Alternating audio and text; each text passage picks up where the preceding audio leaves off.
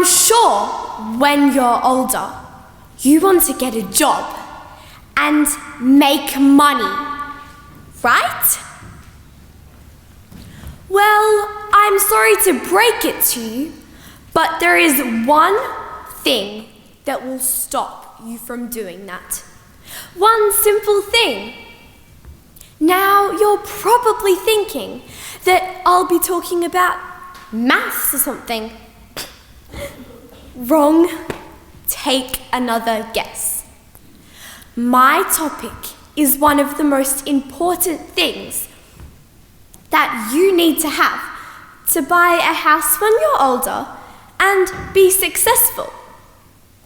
Most people disregard its importance and try to ignore it because it's way too late to make a change. As C.S. Lewis once said, no matter how far you have gone in the wrong road, you can still turn around. What? You still don't know what I'm talking about? You want to know really badly? Well, fine. I guess I'll have to tell you. My topic is... Wait. I'll give you another clue. Oi! I don't want nothing from ya! You might be thinking that this is an exaggeration. This is not an overreaction. This is real life. Today, I'll be telling you how to stop poor use of grammar before it's too late. Now, my first argument will be talking about first impressions. If you are a job seeker with grammatical errors contained within your resume, you're pretty unlikely to get a satisfactory job. Now, when you grow up, what do you want to be? A doctor, a farmer, a singer, a football player, a dancer? Well, whatever it is, just imagine. This is 15 years from now. You go for an interview for your dream job. You think you have a pretty good chance of getting this job because you're extremely intelligent. Now, a few days later, you get an email from the people who run the job. You're so nervous to read the email and see whether you got it or not. You open the email. Things are looking good. They said you were the best there. But then you read, we are sorry, but your defects in your speech were so poor. We don't want you changing the image of our company. How would you feel getting turned down like that? You cannot get a good job. You are not willing to make a change. You are forced to work at the local KFC and get paid $7 an hour. So now, because of a poor choice and an unwilling mind, you become part of the 5.5% that does not have a satisfactory job in Australia. All because of a poor choice and an unwilling mind. You are not earning enough money. You are not willing to make a change. Well, what comes next, I wonder? The streets. Oh, I've convinced you to make a change? You want to know how you can do that? Well then, my first and most important tip is to try and speak as you would write. So before you say something, imagine you're about to write a sentence in a really important essay. It might take practice, but it will be worth it in the long run. Tip number 2. You won't believe how helpful writing short stories is because it boosts your vocabulary and makes you become way more familiar with spelling, punctuation, and grammar. Along with the library, the internet is full of online sources that improve your grammar without you knowing it. And finally, you could subscribe to daily grammar blogs and emails. In conclusion, poor grammar is changeable. Now, the one thing I want you to get from this speech and remember for the rest of your life is a quote. It can apply to anything you do and any of the challenges you face on. As I said earlier, no matter how far you have gone in the wrong road, you can still turn around.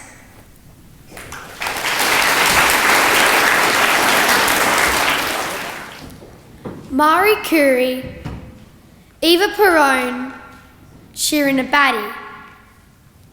All women who have made amazing contributions to our world in important areas of science, women's rights, and law. But have you ever heard of them? Probably not. And this is simply because they are women. The issue of gender equality is one that I feel very strongly about, as it affects females all over the world. We live in a country where, fortunately, most females are not subjected to violence or oppression because of their gender.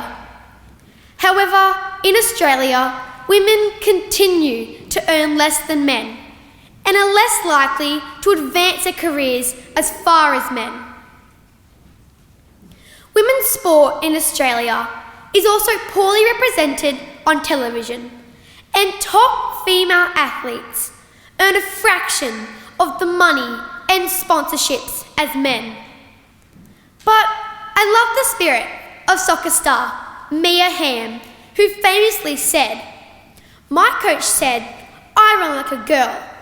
I told him if he could run a little faster, so could he." A few years ago, on the soccer field, when an older boy loudly said to me, "Girls can't play soccer," I could have been intimidated and stopped playing, but instead, it made me determined to prove him wrong. It made me try even harder to succeed in a traditionally male sport. Why can't girls play soccer or touch football or any sport they choose? I have always been taught by my parents that girls can do anything boys can do. But in reality, this sadly isn't the case for millions of girls across the world. An estimated 62 million girls are denied an education because they are girls. Around 15 million girls under the age of 18 are forced to be married every year with little or no say in the matter. In Saudi Arabia, women are not allowed to drive and only got the right to vote 2 years ago. Shockingly, in some countries, such as China and Pakistan, baby girls are abandoned or even killed just because they are girls. Thankfully, there are prominent activists and politicians such as Malala and Hillary Clinton, who continue to speak out against gender inequality. Organisations such as UNICEF work hard to educate governments and citizens of countries worldwide to try and make a change to unfair gender attitudes, practices and laws.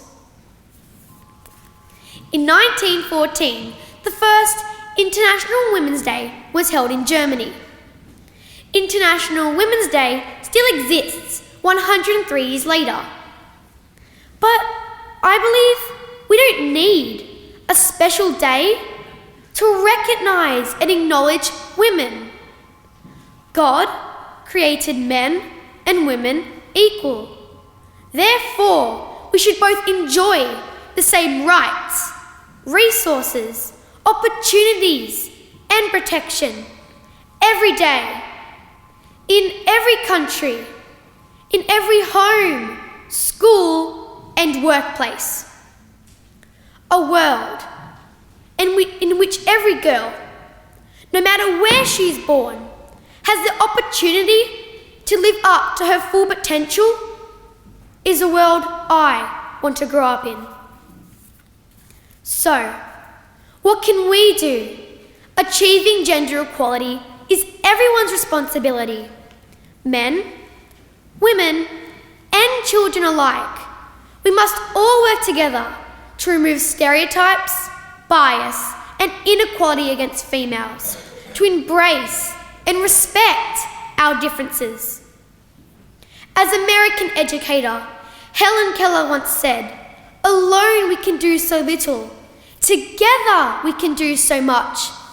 So, let's work together as the next generation to make gender inequality an issue of the past. It's up to you. It's up to me. It's up to us.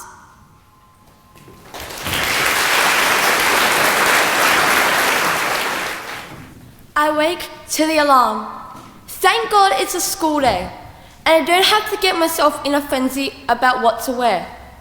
I still have to decide how to do my hair. Why is such a simple task for others like a mountain climb for me? I stand in front of the mirror, overwhelmed and bawling my eyes out. I want to scream. Why can't I make a decision? I enter the school gates. Suddenly, the thought of mocking words of kids teasing and laughing at me flood back. In class, the teacher's words are nothing but a mumble. They try to explain, but it's like a sound barrier bouncing the wisdom back into their mouth. I struggle with learning. The whirlwind of confusion is overwhelming. Kids around me can complete the task with ease. Why can't I? My mind wanders off task. I'm now fixated with lunchtime. I look forward to lunch now. It never used to be this way. I used to sit alone, feeling like an outcast, being told I was too loud. Kids would roll their eyes at me, bully me, and call me names. All I wanted was to be included, but I never felt accepted. The feeling of loneliness has started to fade. I worked hard to get this far. I've stopped myself when I wanted to yell. I've taught myself to think before I speak. I feel like I'm breaking down this pickle. Kids now talk to me, include me, accept me, and some call me words I thought I would never hear. Their friend. But I still struggle with social acceptance. I like routine and structure. I take things literally. A simple comment can leave me confused. Autism, I hate you. I was never warned, never mentally prepared. It was just sprung on me. The day I heard the words, "You have autism," I remember thinking, what is that? How will people treat me? What will people say about me? Why can't I just be normal? My thoughts were with how others would think of me rather than accepting who I am. I questioned why autism chose me. People struggle to understand autism. Treating them differently leaves them feeling excluded isolated and silenced when they deserve a voice. They need understanding and acceptance. They need to be allowed to express themselves, be given opportunities, encouragement and friendship. Why should they be labelled and judged? Autism is not a disability. It's a different ability, a different way of thinking. Think about how you got to school today. Did you walk, catch a bus, or come by car? Each way is different, but we achieve the same result. People with autism handle day-to-day living differently. It is not a disease needing a cure. It is a condition that impacts the normal development of the brain in areas of social interaction and communication skills. Being different is something we need to celebrate. In the words of Dr. Seuss, why fit in when you were born to stand out? When you point your finger at someone, look at the 3 fingers pointing back at you and ask yourself why. You believe you are better than them. Why do you have the right to judge them? Autism is not a choice. However, acceptance is. So where to from here? Next year I will go to high school. I'll meet new people and be faced with new challenges.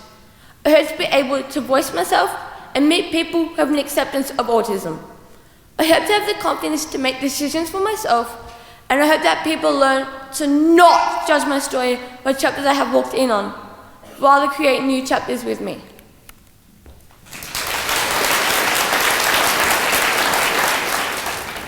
Yelling, pots and pans clashing, unnecessary head wobbling, the smell of curry powder and the constant feeling of underachievement in the air.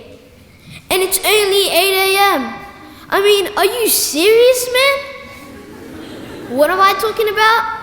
I'm talking about growing up in a typical Indian household. Now, I know there are a lot of you subcontinental brothers and sisters out there that know exactly what I'm talking about. But for all of you other students, let me paint you a picture. Let's break it down into 3 main areas: education, discipline, and large families.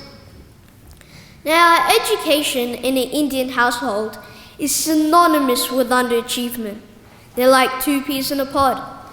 If you're studying, that means by default, you're underachieving regardless of what mark you get. I could walk into my house with a maths test of 99%, 2 principal's awards, a letter of recommendation to join NASA, and my parents would still ask, what happened to the other 1%? Go to him and study for the next test. Now, that might seem too much to most of you, but let me explain why our parents go to such great lengths. You see, back in India, where poverty rates are high, having a good education often meant having a great job and ultimately providing food for your family. Discipline.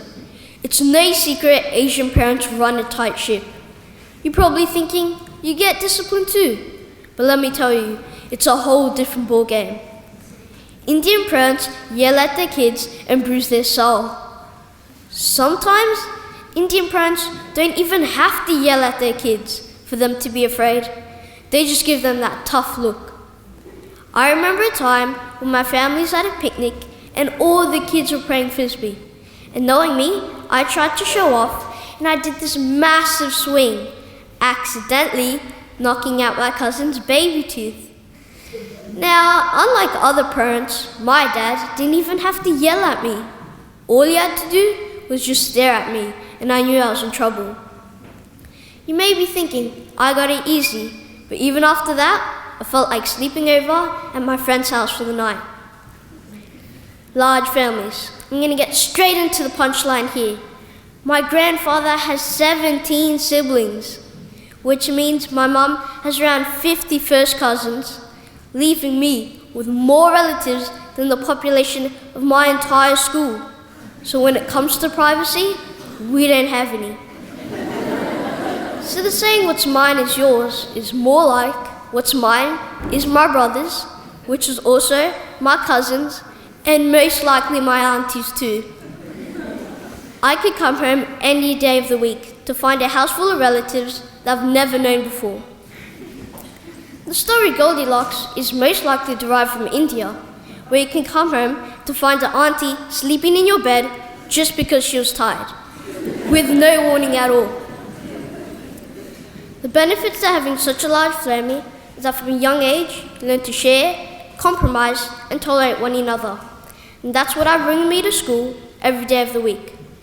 All jokes aside, my Indian heritage has made me the person I am today, and I'm proud to bring this culture to Australia. We're lucky to live in a country where we can bring so many cultures and still call ourselves Australian.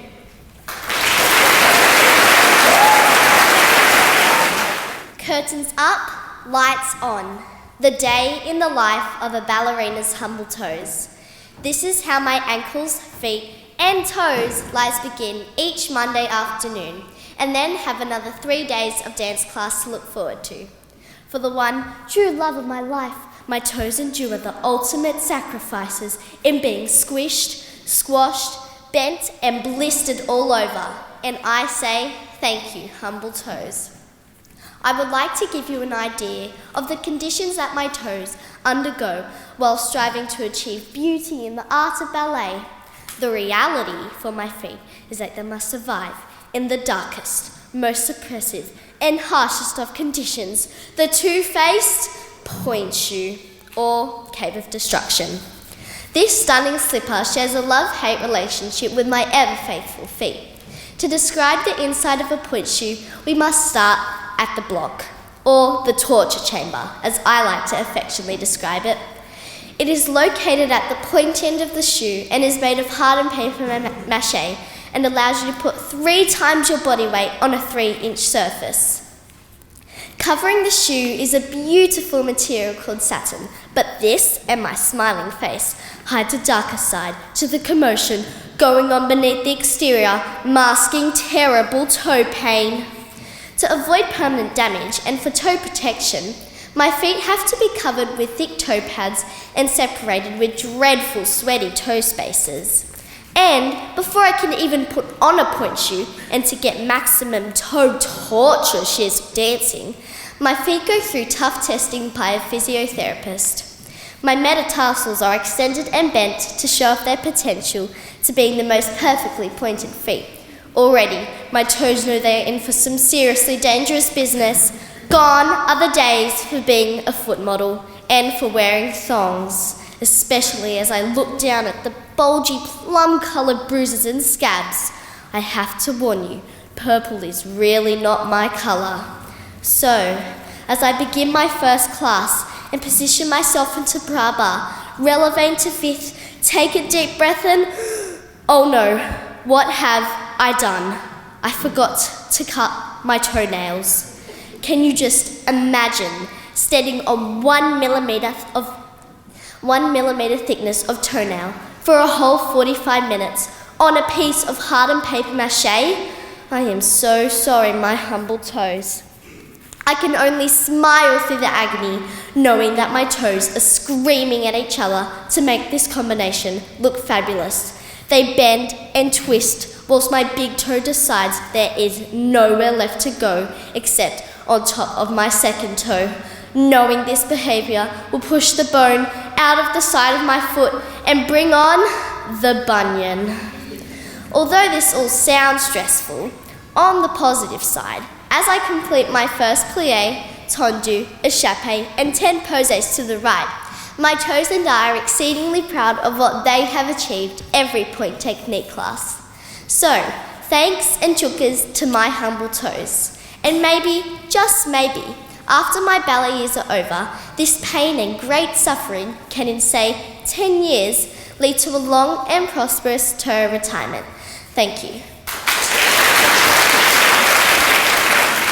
It was the start of a new day, a new week, a new month, a new season. Everything was going to change today. I could feel it in my bones as I felt that sigh of relief. But wait, something feels different. My house was quiet. Then at that very moment, I could hear deafening gunshots. it wasn't going to be the new start that I hoped for. I look everywhere around the small shelter me and my family lived in, my heart beating faster than the wings of a hummingbird, bullets flying everywhere. Then I ran to the front door and I opened it. And the first thing I heard was a scream for help. It was familiar. I followed the direction of the scream and it led me to a small tent. I crossed my fingers, hoping my family was in there, safe and sound. I opened up the tent and my mum reached out for me. But gunshots struck and bang! The gunshot went through the tent. Shooting down with it was my hope. That was a story of a young girl, Diane, before she became a refugee. Have you ever stopped, if even just for a moment, to think about what it really means to be a refugee? Good morning, ladies and gentlemen, boys and girls. I am here to spread awareness about refugees in our world. Refugee. It's a 7-letter word with so much meaning in it. A refugee can either be a person or a family that has been forced to leave their home in order to escape war or persecution. Diane isn't the only refugee out there who has a story to tell. There are millions of refugees all around our world, and that's very distressing to know. Before someone becomes a refugee, the place they know as home is a war zone and they have to leave. They think that when they come to this new country, it'll be everything they've dreamed of. But it isn't. Well, the new place may be amazing, but the people aren't that polite. They'll judge you because of your religion, your gender, or your skin colour. You heard someone say, that new girl should not be our friend whatsoever. Just look at her skin colour. It's weird and it's different to us. Refugees don't have the same rights as we do. I mean, would you like to be forced out of your own country, the country you were born in, because it's not safe? Being a refugee means you are being bullied constantly. You're unsafe and you aren't free to be yourself. In the world, there are about 65 million refugees. On Earth, 1 in every 113 people have had to leave their home because of discrimination, conflict and violence, or human rights contraventions. Now that is a lot of refugees, and 50% of them are under the age of 18. That is half of the refugees. Each minute, 24 people around the world have had to leave their home because of violence or persecution. It is very heartbreaking to know that more than half of the refugees in 2015 were children. Little, innocent children. Fairness. It's a word refugees have never heard before. They aren't treated fairly and they don't have equal rights as us. Millions and millions of families lose their homes each year because of war or conflict. But one family without a shelter? It's just too many. A very upsetting fact is that once refugees leave their home, it's gone. They can't go back. A young man named Gurdwani has a very famous quote saying refugees are part of humanity and we cannot leave them behind. REFUGEE. Refugees have no choice, but we do. Thank you. And I would like to just formally introduce our judging panel today.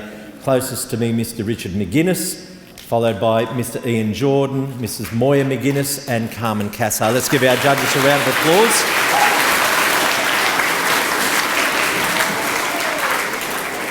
And I'd like to invite Ms. Carmen Cassar to come up and present the Catholic Education Office Social Justice Prize.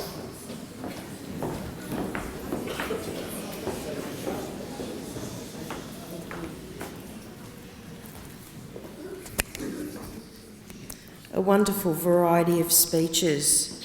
But today, the Social Justice Award goes to Enya Sessing.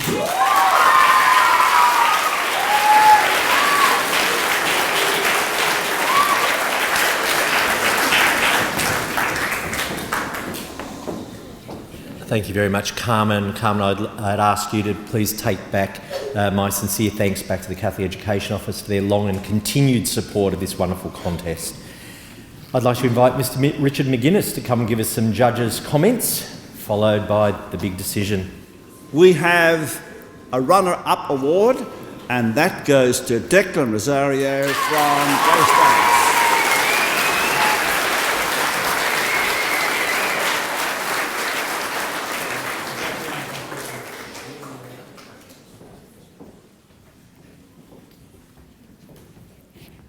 The winner for 2017 Voice of Youth contest goes to Ava Fox.